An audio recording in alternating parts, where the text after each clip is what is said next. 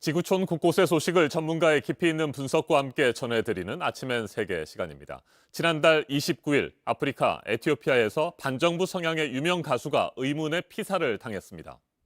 이에 분노한 시민들은 대규모 시위를 이어가고 있습니다. 군인, 경찰과의 충돌로 지금까지 80명 넘게 목숨을 잃었습니다.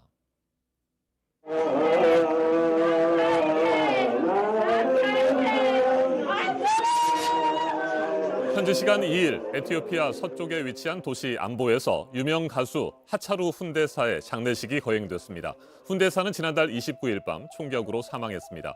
경찰은 용의자들을 체포했지만 자세한 사건 경위는 밝히지 않고 있습니다. 훈데사의 장례식에는 수많은 시민들이 참석해 그의 죽음을 애도했습니다.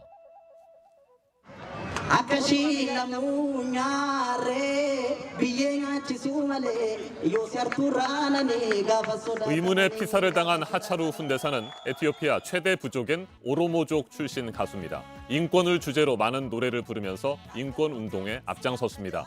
오로모족은 1억 명이 넘는 에티오피아 인구의 35%를 차지하는 최대 부족입니다. 하지만 자신들이 정치, 경제적으로 차별을 당하고 탄압을 받고 있다는 불만을 표출해왔습니다. 2015년부터 3년 동안은 이들의 반정부 시위가 격렬하게 펼쳐졌습니다. 당시 반정부 시위에 훈데사의 노래가 저항가로 쓰이면서 오로모족에게는 상징적인 인물로 사랑을 받았습니다. 이 때문에 그의 죽음은 오로모족 주민들에게 큰 충격을 안겨주었고 분노로 이어졌습니다. 에티오피아 수도 아디스아바바와 하차루 훈데사의 고향 암보 등 곳곳에서 대규모 시위가 벌어졌습니다. 진압에 나선 군인, 경찰과 시위대가 충돌하면서 유혈 사태까지 발생하고 있습니다. 군경이 실탄을 발사했고 지금까지 80명 넘게 숨졌습니다. 시위가 확산되자 오로모족 출신인 아비 아머드 알리 에티오피아 총리는 하차루 훈데사의 죽음에 애도를 표하면서도 시민들에게 침착함을 요구하고 나섰습니다. 직접 들어보시겠습니다. ጠላቶቻችን ፍላጎት የጀመርነው ስራ እንዳይሳካ የኦሮሞ ሕዝብ ከሌሎች ብሔሮች ጋር በዚሁ ምክንያት እንዲባላ፣ እንዲጋደል፣ ደም እንዲቃባ የጀመርነው ጉዞ እንዲደናቀፍ 아비 총리는 오로모족으로는 최초로 에티오피아 총리에 올랐고 접경국과의 국경 분쟁을 해결한 공로로 노벨 평화상까지 수상한 인물입니다. 하지만 정작 자국 내 부족 간의 갈등은 해결하지 못하고 있다는 평가를 받고 있습니다. 그만큼 에티오피아 부족의 갈등은 그 뿌리가 깊습니다. 전문가와 좀 더 자세하게 짚어보겠습니다. 아프리카 미래협회장을 맡고 있는 장훈태 백석대 교수 전화로 연결됐습니다. 교수님 안녕하십니까? 안녕하세요. 반갑습니다. 예. 네.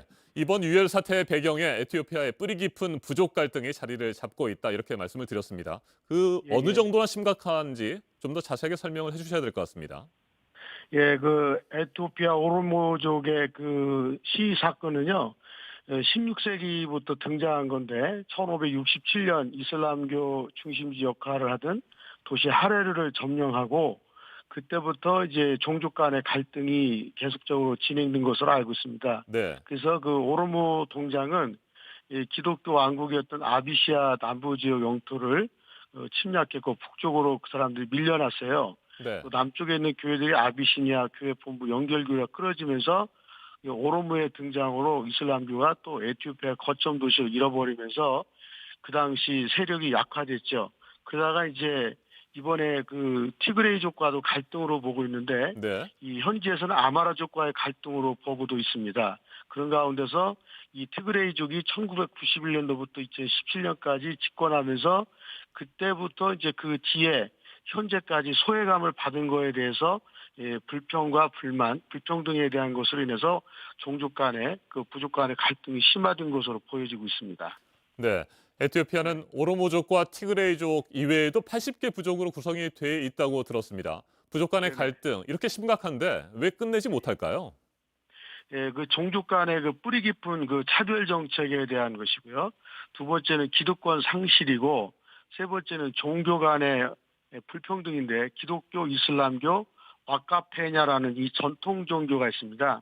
그 오로모족은 주로 전통 종교인 와카페냐를 믿는 사람들인데 네. 거기에 이제 그 독특한 사회 구조가 그 종족 간의 갈등을 일으키고 있습니다. 그 오로모족의 사회는 가다 시스템이라는 것이 있는데 이 오로모의 종교와 부족을 지탱시키는 힘이죠. 사회 정치적인 조직인데 이 가다 시스템으로부터 나옵니다. 모든 오로모 정족들은 8년 단위로 조직된 가다에 소속되어 있고 8년이 지나면 한 단계 위 가다로 이동을 합니다. 그 오로모족 내에서는 10개의 가다가 있는데 오로모 남자는 80세까지 가다 시스템에 포함되죠.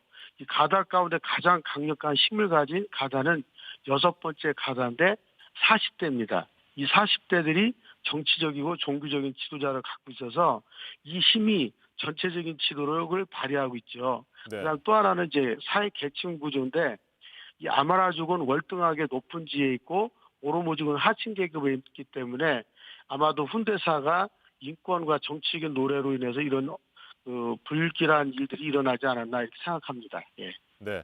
그렇다면 현재 현실적으로 이 같은 부족 갈등을 해결할 수 있는 방법은 없습니까? 이거는 뭐 영원한 숙제이기도 한데요. 16세기부터 지금까지 종족 갈등이 일어났는데 이게 뭐 제한한다고 해서 되시는 건 아니고 아마 한국과 일본을 생각하면 더 쉬울 것 같습니다.